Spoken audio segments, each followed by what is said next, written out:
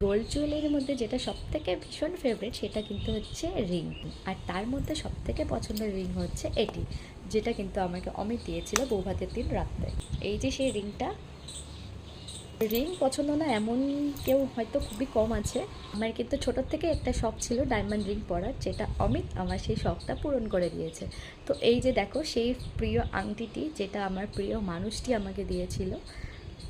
কিন্তু ভাগ্যবশত আমার হাতে এতগুলো আংটি থাকায় আমি আর ওই আঙ্গুলে পরতে পারি না।